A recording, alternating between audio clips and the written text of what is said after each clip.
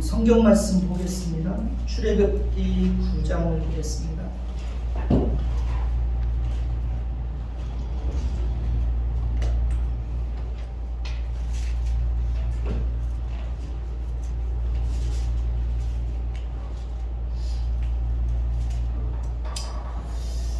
출애굽기 9장 1절부터 7절까지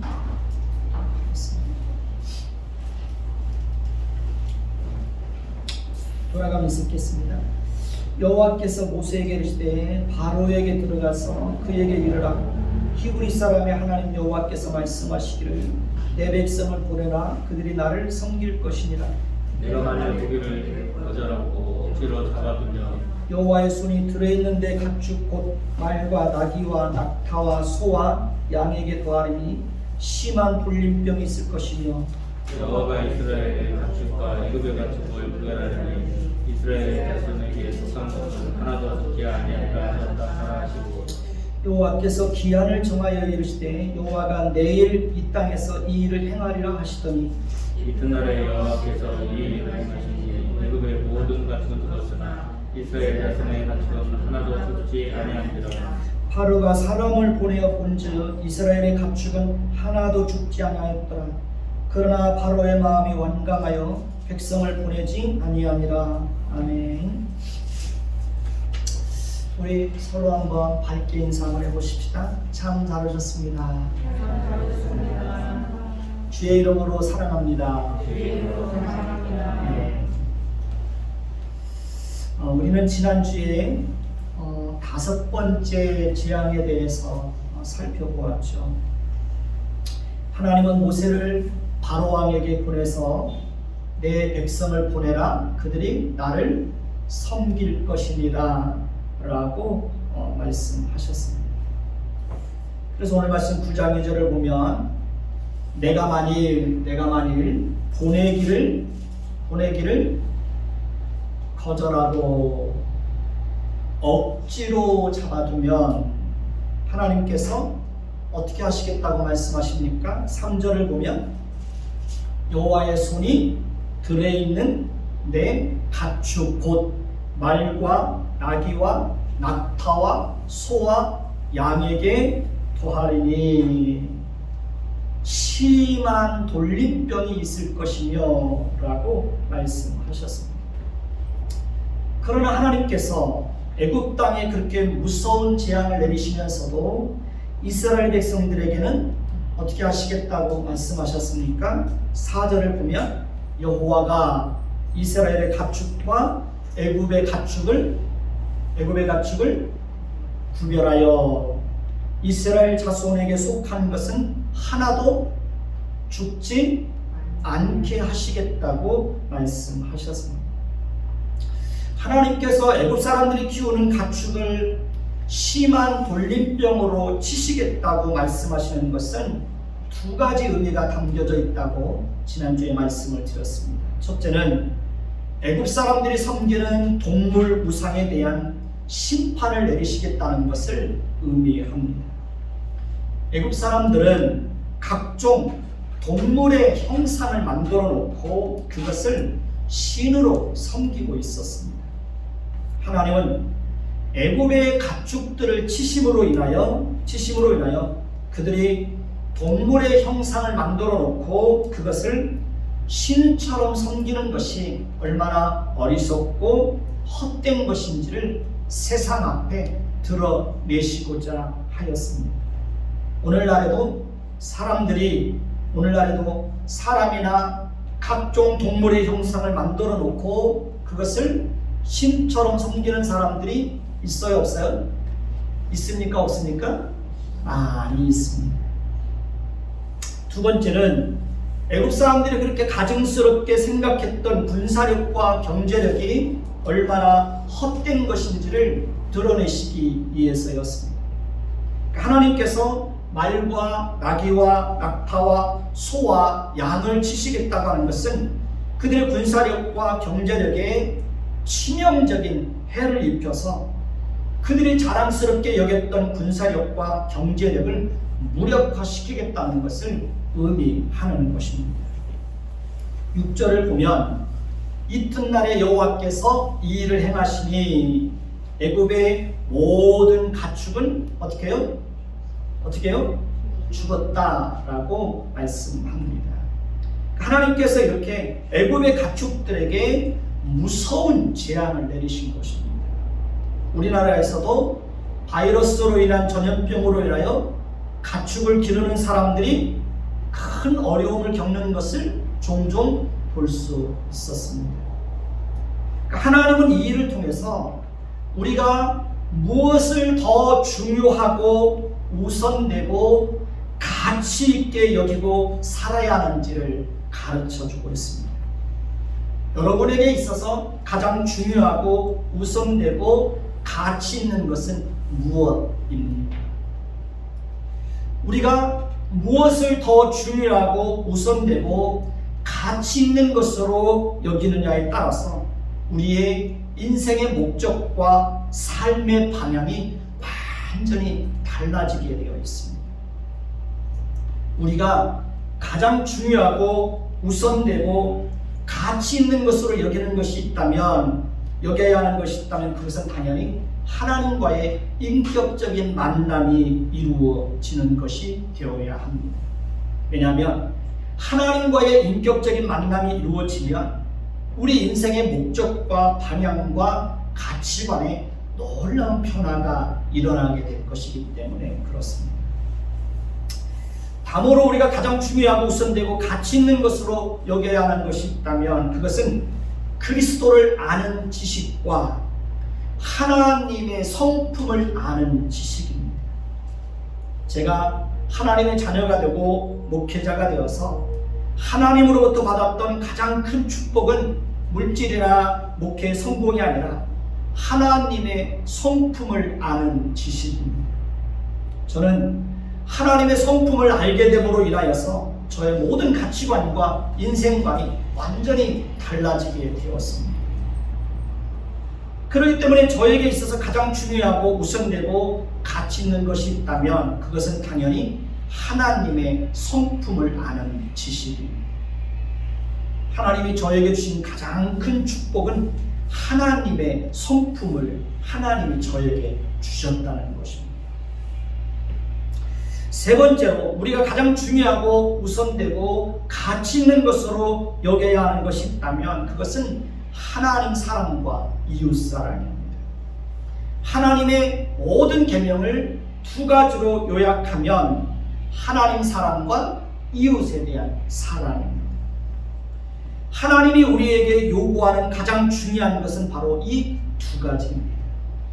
그렇기 때문에 우리는 세상이 주는 즐거움이나 쾌락이나 명예나 물질을 사랑할 것이 아니라 마음을 다하고 성품을 다하고 온 힘을 다해서 누구를 사랑해야 됩니까? 누구를 사랑해야 됩니까? 하나님을 사랑하고 이웃을 사랑하기 위해서 힘써야 하는 것입니다. 솔직히 우리는 우리 스스로의 힘으로 하나님의 사랑과 이웃 사랑에 대한 계명을 지킬 수 있을까요? 없을까요? 우리 스스로의 힘으로 그것이 가능할까요? 절대로 가능하지 않습니다. 우리는 우리 스스로의 힘이나 의지로 하나님을 사랑할 수도 없고요, 이웃을 진심으로 사랑할 수가 없습니다. 그렇기 때문에 우리는 날마다 하나님을 더 사랑하고 진심으로 이웃과 우리와 관계된 사람들을 사랑할 수 있도록 하나님에게 뭘 구해야 됩니까? 은혜를 구해야 되는 것입니다. 누누이 말씀을 드리지만 진정한 행복은 소유의 넉넉함에서 오는 것이 아니라 하나님과 이웃을 사랑하는 데서 오는 것입니다. 여러분은 어떤 사람이 복 있는 사람이라고 생각하십니까? 여러분은 어떤 사람이 복 있는 사람이라고 생각하십니까?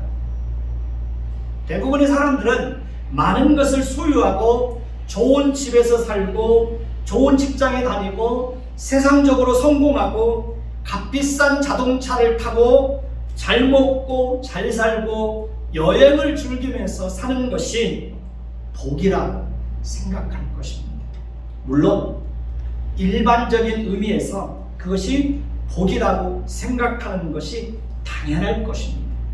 그러나 성경에서 말하는 복은 일반적으로 생각하는 복의 개념과 복에 대한 가치관이 완전히 다릅니다. 성경에서는 온 마음을 다해서 하나님을 사랑하는 사람이 복이 있다라고 말합니다. 성경에서는 날마다 하나님을 가까이 하는 사람이 복이 있다고 말합니다. 성경에서는 날마다 믿음으로 사는 사람이 복이 있다고 말합니다. 성경에서는 하나님의 성품을 풍성하게 닮아가는 그 사람이 복이 있다라고 말합니다.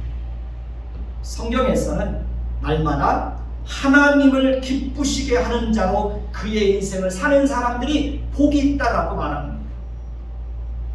성경에서는 먹든지 마시든지 무엇을 하든지 다 하나님을 높이고 하나님의 영광을 위해서 사는 사람들이 복이 있다라고 말합니다. 성경에서는 주야로 하나님의 말씀을 묵상하고 그 말씀을 따라서 자기 인생을 성실하게 사는 사람들이 바로 복이 있다라고 말합니다. 예수님은 마태복음 5장에서 어떤 사람이 복이 있는지를 말씀하셨습니다. 예수님은 마음이 가난한 자가 되어서 스스로의 힘으로 아무것도 할 수 없음을 철저하게 깨닫고 온전히 하나님만을 의지하며 사는 사람, 그 사람이 복 있는 사람이다 라고 말합니다. 예수님은 애통하는 자가 되어서 자신은 물론 다른 사람들이 하나님의 말씀을 따라서 살지 않는 그런 모습들을 보면서 애통하며 눈물을 흘리며 그렇게 사는 사람이 복이 있다고 말합니다.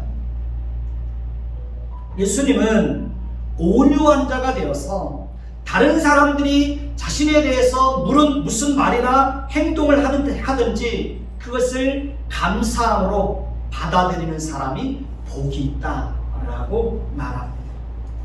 예수님은 거룩하고 의롭게 살기 위해서 애쓰고 수고하고 몸부림치고 바르고 정직하게 살기 위해서 정말 그렇게 깨끗한 삶을 살기 위해서 애쓰고 수고하는 사람들, 그런 사람들이 복이 있다라고 말합니다. 예수님은 긍휼을 여기는 사람들이 되어서 작은 것이라도 나누고 베풀며 사는 사람들이 복이 있다라고 말합니다. 예수님은 마음이 청결한 자가 되어서 마음이 나뉘어지지 않고 마음이 분산되지 않고 오직 한 마음으로 하나님을 바라보고 그의 인생을 사는 사람들이 복이 있다라고 말합니다. 예수님은 화평케 하는 자가 되어서 다른 사람들에게 불편한 말이나 다른 사람을 불편하게 하는 말이나 행동을 하지 않고 다른 사람들과 원수 맺지 않고 등 돌리지 않고 모든 사람들과 화평하게 지내는 사람, 그 사람이 복이 있다, 그렇게 말씀을 합니다. 예수님은 의를 위해서 핍박을 받는 자가 복이 있다라고 말씀을 하십니다. 하나님을 알지 못하는 사람들이 말하는 복과 성경에서 말하는 복의 개념과 가치관이 완전히 다릅니다. 그러니까 복을 추구하는 목적과 방향과 가치관이 전혀 다릅니다. 세상 사람들이 추구하는 복은 그 모든 것이 다 자신의 즐거움, 자신의 만족, 자신의 욕심을 채우고 자신의 행복을 추구하는 것으로 집중되어 있습니다. 오직 자신에게 집중되어 있습니다.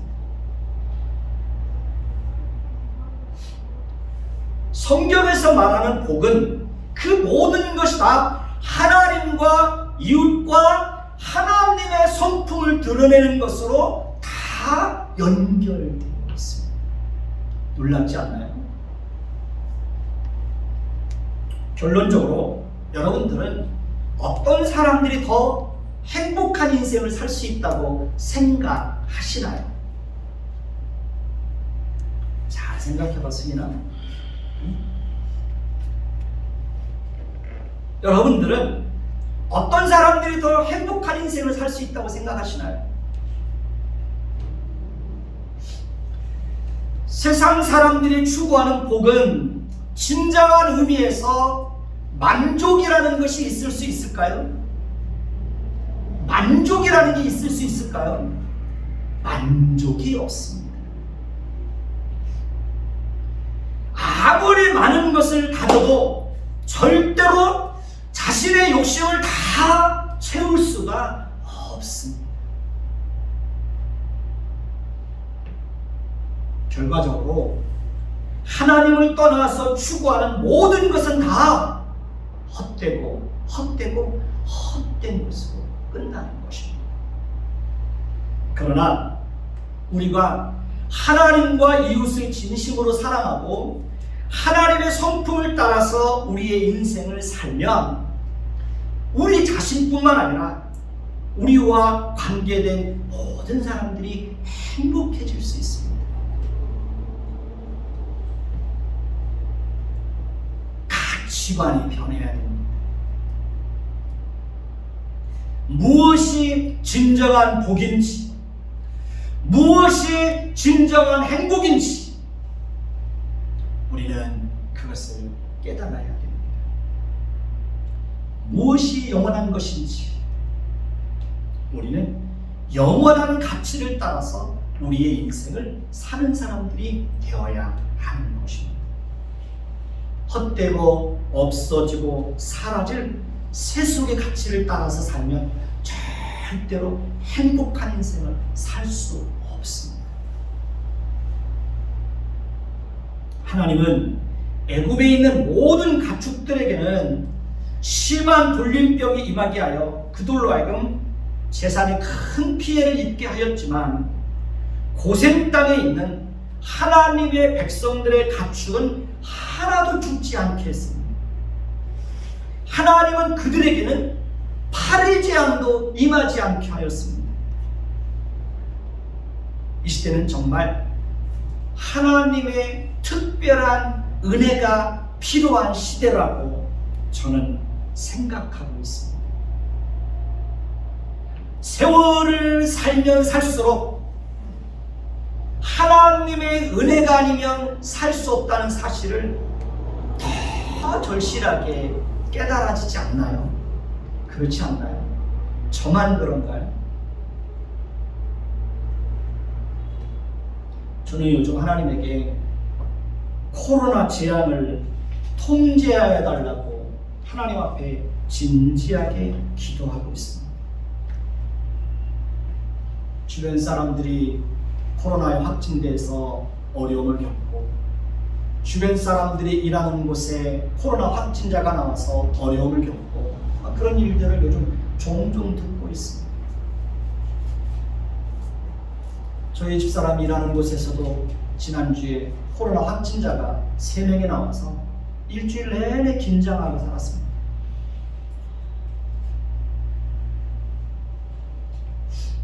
시편 4편 8절을 보면 내가 평안히 눕고 자기도 하리니 나를 안전히 살게 하시는 이는 오직 여호와이시니라 라고 말씀하고 있습니다.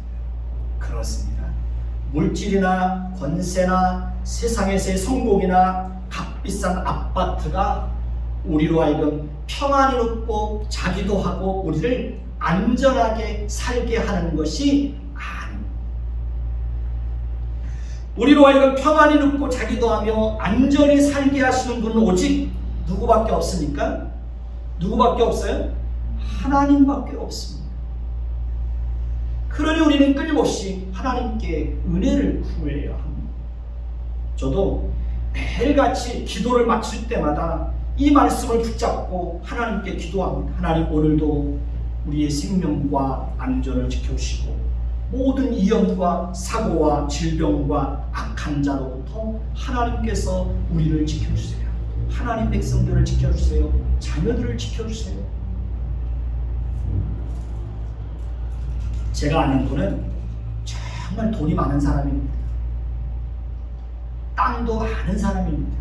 그런데 그 아들이 중국으로 유학 가서 그곳에서 교통사고로 숨졌습니다. 하나밖에 없는 딸은 정신장애가 있습니다. 그분에게 많은 재산과 많은 부동산이 그 사람에게 무슨 의미가 있겠습니까? 제가 아는 또 다른 한 분은 그분도 돈이 참 많으신 분입니다. 아들이 숭실대 영문학과에 다니다가 새벽에 축제를 마치고 돌아오는 길에 횡단보도 앞에서 신호를 기다리고 있다가 택시에 부딪혀서 뇌를 크게 다쳤습니다. 그래서 말도 못하고 거동도 못하고 누워있는 것을 보았습니다. 부모가 얼마나 고통스럽겠습니까? 어느 분은 미스코리아 출신이고 모델로 활동했던 분인데요. 남편과 결혼하고 난 이후에 IMF 때 회사가 부도나서 아파트가 경매로 넘어가고 자동차는 압류를 당하고 몇 년 지나지 않아서 남편은 교통사고로 죽고 하나밖에 없는 아들은 점점 병들어 가자 머리를 깎고 산속에 들어가서 고행을 하고 있는 것을 보았습니다. 바위 밑에다 3평 남짓한 작은 초소를 만들어 놓고 그곳에서 하루 한 끼만 먹고 때로는 암자에 올라가서 3,000배를 하는 것을 보았습니다. 그러니까 하루 한 끼도 저녁에 잠자기 전에 몇 가지의 곡식을 미리 물속에 담아놨다가 아침에 그것을 생식으로 먹는 겁니다.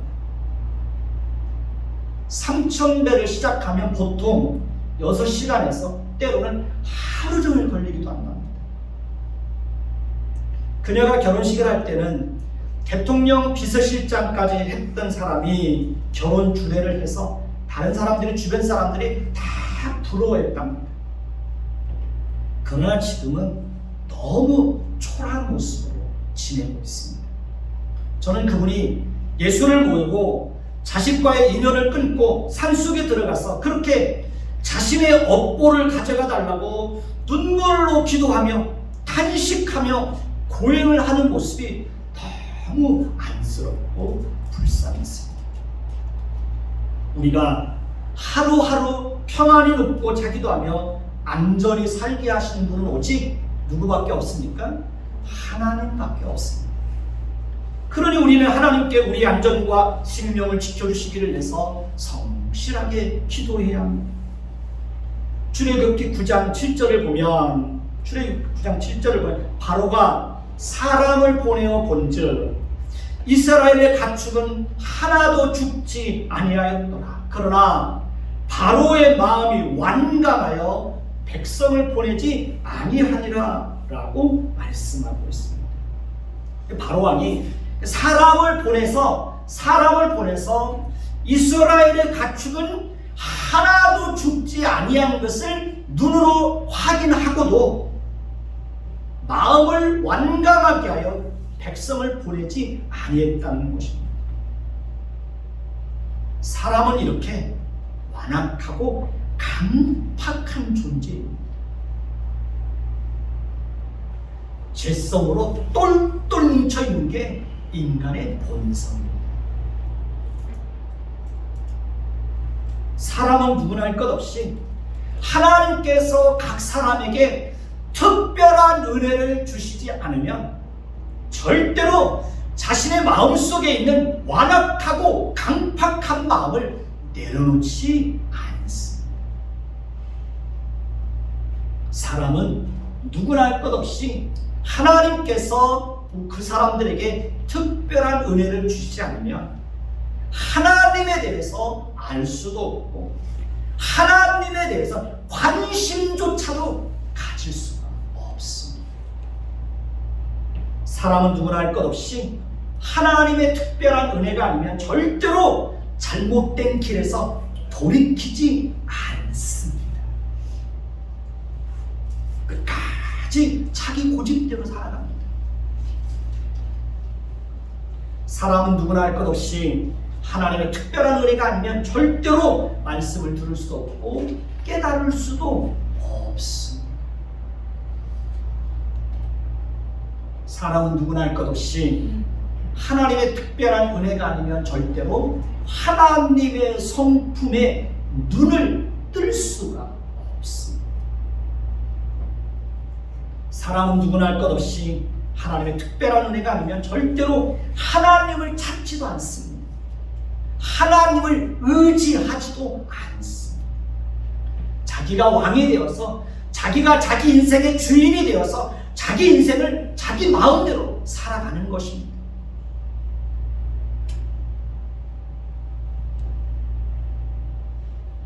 사람은 누구나 할 것 없이 하나님의 특별한 은혜가 아니면 절대로 지속적으로 기도하는 자리에 머물러 있을 수가 없습니다. 그래서 저는 요즘 계속해서 하나님에게 특별한 은혜를 달라고 끊임없이 기도하고 있습니다. 제 자신뿐만 아니라 여러분과 우리 자녀들에게 하나님 특별한 은혜를 주세요.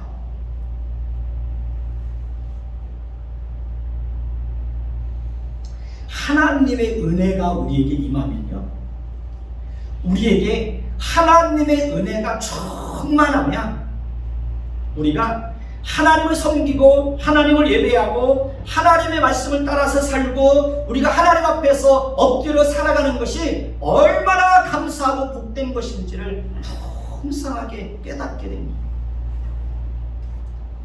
하나님의 은혜가 우리에게 충만히 임하면 우리는 무엇을 하든지 억지나 강요에 의해서가 아니라 자원하는 마음으로 기꺼이 하나님을 위해서 무슨 일이든지 하게 됩니다.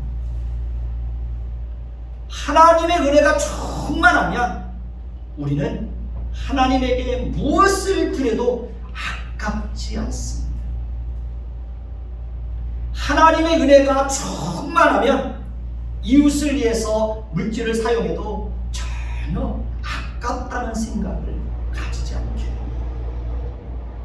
저는 누가복음 6장 38절의 말씀을 제 마음에 깊이 새겨놓고 그렇게 살려고 늘 노력을 합니다. 누가복음 6장 38절을 보시면 주라 그리하면 너희에게 줄 것이니 곧 후히 되어 누르고 흔들어 넘치도록 하여 너희에게 안겨주리라. 너희가 헤아리는 그 헤아림으로 너희도 헤아림을 도로 받을 것이다. 사람은 누구나 할 것 없이 움켜쥐고 싶어 살고 하는, 움켜쥐고 살고 싶어 하는 본능이라는 게 있습니다. 여러분, 우리 속에 다 그게 있습니다. 사람은 누구나 할 것 없이 인색하게 살고 싶어 하는 본능이라는 게 있습니다. 사람은 누구나 할 것 없이 자기 자신과 자신의 가족을 위해서만 물질을 사용하고 싶어하는 본능이라는 게 있습니다. 더욱이 보이지 않는 하나님을 위해서 무엇인가를 드린다는 것은 이것은 불가능한 것입니다.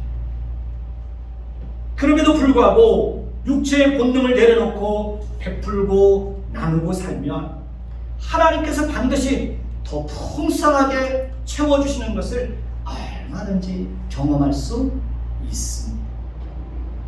우리가 다른 사람들이 어렵고 힘든 형편을 헤아려서 물질을 흘려보내면 하나님께서도 우리의 형편을 헤아려서 우리에게도 풍성하게 채워주시는 것을 얼마든지 경험할 수 있습니다. 제 경험으로 보면요, 하나님께서 채워주시는 것을 계속해서 경험하면서도 사실 손을 펴서 누군가를 돕는다는 것은 항상 쉬울까요? 어려울까요? 조양성 목사님, 손을 펴서 누군가를 돕는다는 것은 쉬울까요? 어려울까요? 저도 항상 어렵더라고요. 하나님이 채워주시고 그리고 그 가운데서 누군가를 나누어주라고 그러는데 그것도 어렵더라고요. 그것도 막 움켜쥐고 싶어요. 그것도 내 가족, 내 자식을 위해서 그 물질을 더 사용하고 싶어요. 근데 그런 가운데서도 뭔가를 나누어 주려고 하면 참 어려워요.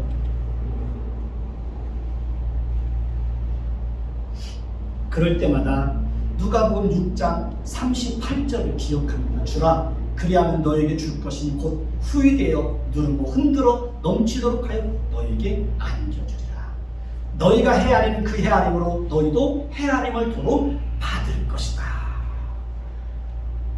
그 말씀 붙잡고 내 속에서는 갈등이 일어나고 움켜쥐고 싶고 내 가족, 내 자녀를 위해서 그 물질을 사용하고 싶은데 그럴 때 하나님 말씀을 기억하고 손을 펴는 거예요.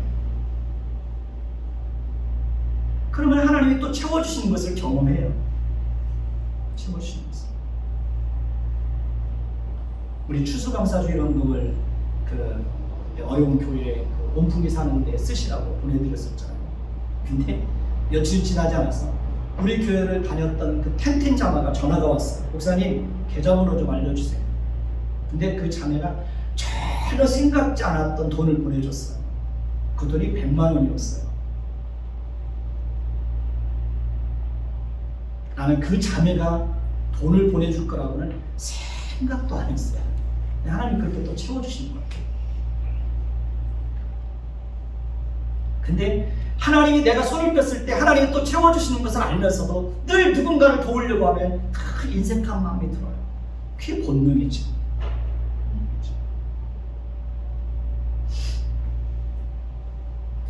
마태복음 6장 4절을 보면 내 부재함을 은밀하게 하라. 은밀함 중에 보시는 너의 아버지께서 갚으시리라.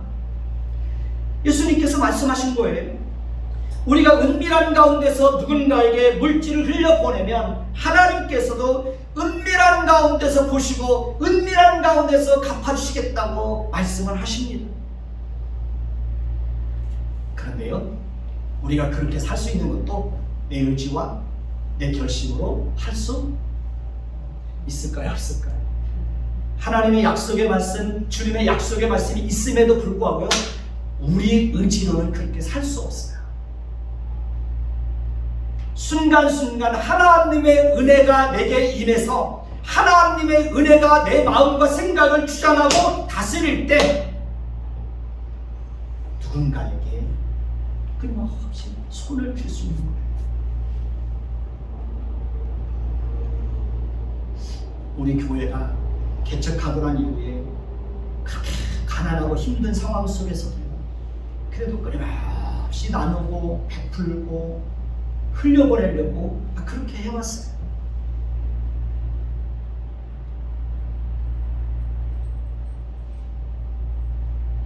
여러분, 사람의 본능은 두 손을 움켜쥐고 살고 싶어하는 게 우리의 본능이에요. 그렇지 않나요? 그렇죠? 근데 두 손을 움켜쥐고 살면 안 됩니다. 한 손은 움켜쥐시고 한 손은 늘 펼 수 있어야 됩니다. 저도 그렇게 살려고 늘 노력하고,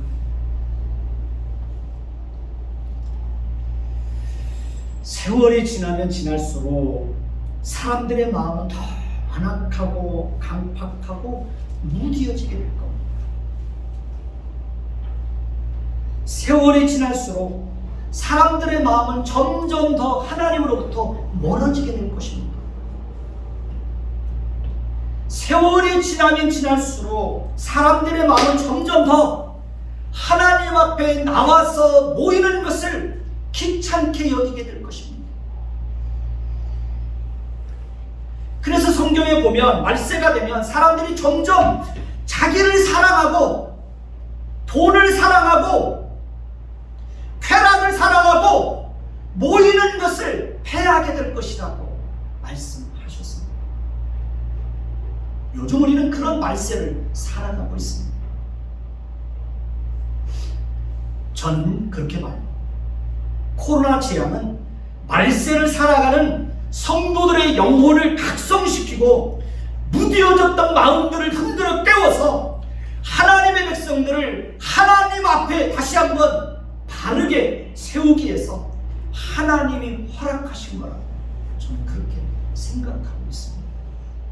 그런데 우리는 하나님의 의도와 목적을 알지 못해서 오히려 코로나 재앙으로 인하여서 하나님을 더 멀리하고 있지 않나요?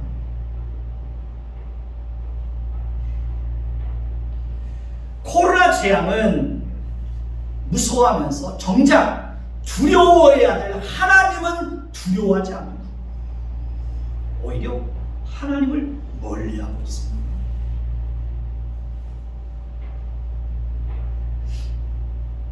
코로나를 겪으면서 많은 사람들이 하나님을 떠났잖아요.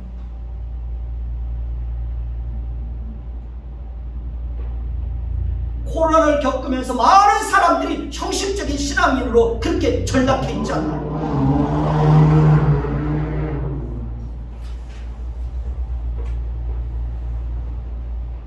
세상은 점점 종말을 향하여 달려가고 있다고 생각하셔야 돼요.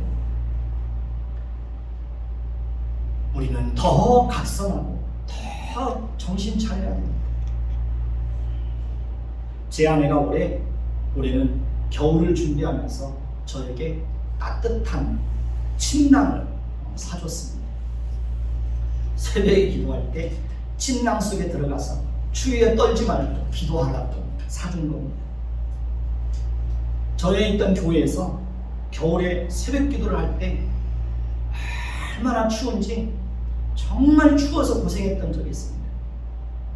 여러분도 알다시피 전에 있던 교회는 사방이 창문인데다가 단창으로 되어 있고 이게 단열이 잘 되어 있지 않아서 겨울이면 새벽만 되면 참 추웠습니다.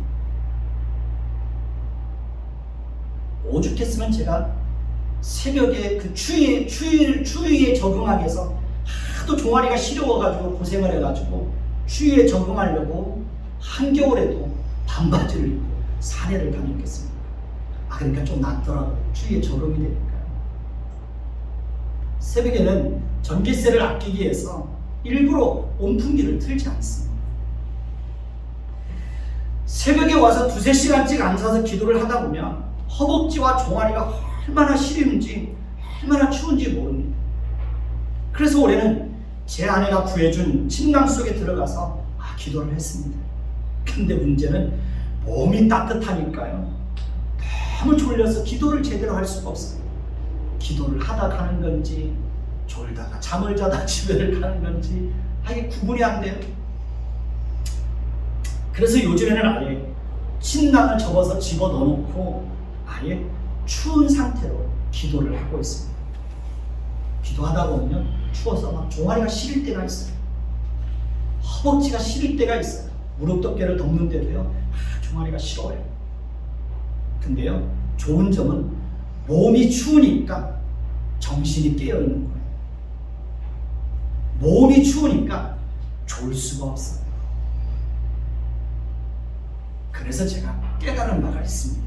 사람은 적당히 춥고 적당히 배고프고 적당히 힘든 것도 하나님을 가까이 하고 하나님을 섬기는 데 있어서는 유익이구나 그런 생각이 들었습니다.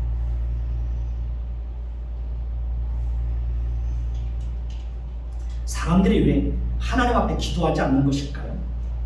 가장 근본적인 문제는 자신이 어떤 존재인지 하나님이 어떤 분인지를 모르기 때문에 사실은 하나님 앞에 엎드리지 않는 것입니다. 그리고 사람들은 너무 배부르고 돈이 많고 문제가 없고 근심과 고통이 없으면 하나님을 찾지 않습니다. 하나님을 찾아도 절박함이나 간절함이 없습니다. 그리고 또 아예 체념하고 살기 때문에 하나님을 찾지 않습니다. 여러분 혹시 여러분들이 하나님에 대한 기대, 자녀들의 기대에 대해서 포기하고 체념하고 그렇게 살고 있지 않나요?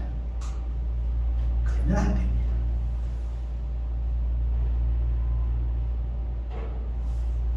우리는 힘들고 어려운 일이 있을 때도 하나님을 열심히 찾아야 되지만 평안할 때에도 하나님을 성실하게 찾아야 됩니다. 그 사람이 성숙한 신앙 인격을 가진 사람입니다. 하나님은 저와 여러분들을 통해서 이웃들에게 하나님의 성품이 흘러가기를 원합니다. 하나님은 저와 여러분들이 어느 곳에 있든지 섬김을 받고 대접을 받는 것이 아니라 더 희생하고 더 낮아지고 더 섬기는 자로 살기를 원합니다. 하나님은 저와 여러분들이 어느 곳에 있든지 사람들을 대할 때 항상 친절하고 따뜻하고 밝고 환하고 예의 바르게 사람을 대하기를 원합니다. 저희 집사람이 노인 주간보호센터에서 사회복지사로 일하고 있습니다. 그런데요, 정말 기본이 안 되어 있는 보호자들이 너무 많다는 거예요. 그곳에 교장 선생님을 지내주셨던 분도 있는데요, 그분의 자녀들은 정말 예의가 바르대요. 그래서 그것을 보면서 선생님들이 똑같이 하는 말이 있대요. 역시 배운 집 자녀는 다르다. 그리스도인들 중에서도 정말 기본이 안 된 사람들이 많이 있어요. 우리는 항상 마음이 따뜻한 사람이 되어야 하고, 다른 사람들을 불편하게 하는 말이나 행동을 하지 않도록 늘 조심해야 돼요. 우리는 항상 말을 예쁘게 하고 따뜻한 말을 해야 됩니다. 예수 믿는 사람들이 예수 믿고 첫 번째로 변하는 게 뭐냐면 말이 달라져야 합니다. 부모들이 말을 예쁘게 해야 자녀들도 말을 예쁘게 하게 돼요. 부모들이 매일같이 짜증내고 불평하고 함부로 말하고 거칠고 공격적이고 파괴적이고 비판적이고 부정적이고 예의에 벗어나는 언어를 사용하면 자녀들도 은연중에 그런 부모들의 그 언어의 습관을 받아들입니다. 그래서 자녀들도 그런 언어 습관을 가지고 살아가게 됩니다. 부모들이 항상 감사하고 긍정적이고 예의 바르고 배려하고 따뜻하고 위로하고 칭찬하고 격려하고 친절한 언어를 사용하면 자녀들도 자연스럽게 그런 부모의 언어 습관을 배워서 그렇게 살아갑니다. 그래서 정말 자녀들이 예의 바르고 따뜻한 마음을 가지고 인생을 사는 겁니다. 자녀는 부모의 거울이라고 했습니다.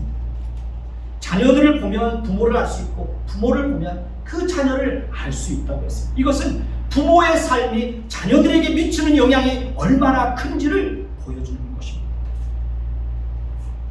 부모가 잘 살아야 됩니다. 부모가 돈밖에 모르면 자녀들도 돈밖에 모릅니다. 부모가 인색하게 살면 자녀들도 인색하게 삽니다. 부모가 돈을 주인으로 살면 당연히 자녀들도 돈을 주인으로 삼고 그렇게 인생을 살게 되는 것입니다. 부모가 이기적이고 자기중심적인 살면 자녀들도 이기적이고 자기밖에 모르는 자들로 그렇게 살아갑니다. 부모가 나누어주고 베푸는 삶을 살면 자녀들도 자연스럽게 그렇게 살아갑니다. 하나님은 어지러움의 하나님이요 거지러움의 하나님이 아니요 질서의 하나님입니다. 하나님은 질서를 굉장히 중요하게 생각하십니다. 그렇기 때문에 우리도 하나님께서 세우신 모든 질서에 순종해야 합니다. 저는 가정의 질서를 굉장히 중요하게 여깁니다. 하나님이 세우신 가정의 질서는 그리스도를 머리로 해서 남편은 항상 자기 아내를 사랑하고 아내는 자기 남편에게 항상 순종하는 것입니다. 부모는 항상 자식을 대할 때 사랑으로 대하고 자녀는 항상 부모에게 순종해야 합니다. 윗사람은 항상 아랫사람을 대할 때 사랑으로 대하고 아랫사람은 항상 윗사람을 대할 때 순종해야 됩니다. 이것이 하나님께서 세우신 가정의 질서예요. 저는 우리 아이들이 어렸을 때부터 하나님께서 세우신 가정의 질서가 얼마나 중요한지를 기회가 주어질 때마다 자녀들에게 가정의 질서를 가르쳤습니다. 그러다 보니 아이들 스스로가 자라면서 가정의 질서가 얼마나 중요한지를 알고 그 질서의 가치를 알아서 그 질서에 스스로 순종하는 것을 볼 수 있었습니다. 그래서 감사하게도 저희 아이들은 넷이지만 한 번도 부모가 보는 앞에서 서로 싸우고 다퉈서 아이들이 싸우고 다투는 것 때문에 마음이 상해 본 적이 없습니다. 저는 그게 얼마나 감사한지 모릅니다.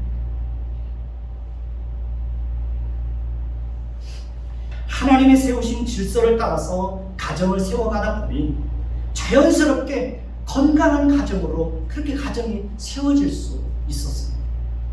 우리는 어느 곳에 가든지 하나님께서 세우신 모든 질서에 겸손하게 순종할 줄 알아야 됩니다. 우리는 사회의 질서에도 순종할 줄 알아야 됩니다. 윗사람은 항상 아랫사람을 대할 때 항상 사랑과 긍휼히 여기는 마음을 가지고 그렇게 대해야 됩니다. 아랫사람은 윗사람을 대할 때 항상 예의를 가지고 순종할 줄 알아야 됩니다. 그 사람이 성숙한 그리스도인입니다. 우리 딸 아는 언니가 알바를 하면서 직장에 들어갔는데요. 그 밑에 있는 사람들이 너무 버릇없어가지고 힘들다는 얘기를 한다는 거예요. 왜 그럴까요? 가정의 질서를 배우지 못해서 그런 거예요. 질서에 순종할 때 건강한 사회, 건강한 교회, 건강한 가정이 될 수 있는 것입니다. 질서의 모든 가족이 함께 하나님의 세우신 가정의 질서에 순종할 때 행복한 가정을 이룰 수가 있는 것입니다. 여러분 가정에서도요, 자녀들에게 끊임없이 가정의 질서를 가르치시고 여러분 스스로가 그 가정의 질서에 순종하는 모습들을 보여주십시오. 그러면 정말 화목한 가정을 이룰 수가 있습니다. 부모들은 사랑으로 자녀들을 잘 돌봐야 됩니다. 부모의 책임을 소홀히 하면 안 됩니다. 간혹 보면 부모의 책임을 소홀히 해서 정말 그 눈에서 피눈물을 흘리는 모습들을 보았습니다. 남자들도 밖에서 일하다 보면 힘들고 피곤하고 지친 거 저도 잘 알고 있습니다. 그래도 가족들을 위해서 더 희생하고 더 노력해야 됩니다. 아버지가 희생하면 가정이 더 행복해집니다. 아버지가 희생하면 우리 자녀들도 이 다음에 가정을 이루게 되었을 때 우리 아이들도 그렇게 가정을 세워갑니다. 그러면 우리 아이들도 행복한 가정을 이룰 수 있습니다. 아버지들의 가정을 어떻게 세워가야 되는지를 자녀들에게 잘 보여줄 수 있어야 됩니다. 우리가 하나님이 세우신 모든 질서에 순종할 수 있는 것도 사실은 하나님의 은혜가 우리에게 임할 때 그것도 가능한 것입니다. 하나님의 은혜가 충만하고 성령 충만할 때 우리는 모든 하나님의 말씀에 순종할 수 있는 능력을 갖게 되는 것입니다. 하나님의 백성으로 성실하게 살아갈 수 있는 은혜를 날마다 하나님께 구하십시오. 특별할 때는 특별한 은혜가 필요합니다. 지금은 정말 특별한 은혜가 필요한 시대라고 그렇게 생각하지 않나요? 하나님의 특별한 은혜가 우리에게 임할 때 우리는 그리스도인으로서 피상한 삶을 살아갈 수가 있는 것입니다. 하나님의 특별한 은혜가 우리에게 임할 때 우리는 에녹처럼, 노아처럼, 요셉처럼, 다윗처럼, 다니엘처럼 시대정신을 거스리면서 시대를 거스리면서 그리스도인답게 바르게 인생을 살아갈 수가 있게 되는 것입니다. 한번 따라해서 봅시다. 주여 우리에게 특별한 은혜를 주옵소서. 이것이 여러분들에게 기도의 제목이 되었으면 좋겠고요. 이것이 여러분들에게 하나님에 대한 갈망이 되었으면 좋겠습니다. 끊임없이 하나님에게 은혜를 구하는 저와 여러분들이 되시기를 예수님의 이름으로 축원해 드리겠습니다. 기도하겠습니다. 하나님, 이 시대는 정말 하나님의 은혜가 아니면 살아갈 수 없음을 주님 앞에 고백합니다. 지금은 특별한 은혜가 필요한 시대라고 저는 생각합니다.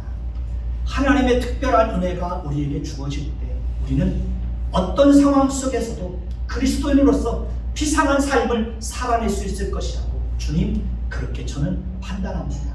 주님, 우리가 이 땅에서 살아가는 동안 세상은 점점 완악해져 가고 강팍해져 가고 사람들의 마음도 점점 완악해지고 강팍해지고 사람들의 마음은 점점 하나님으로부터 멀어지는 이 시대에 하나님 우리에게 하나님의 특별한 은혜를 주셔서 이 시대를 거스리는 비상한 삶을 살아갈 수 있도록 주여 은혜를 베풀어 주옵소서.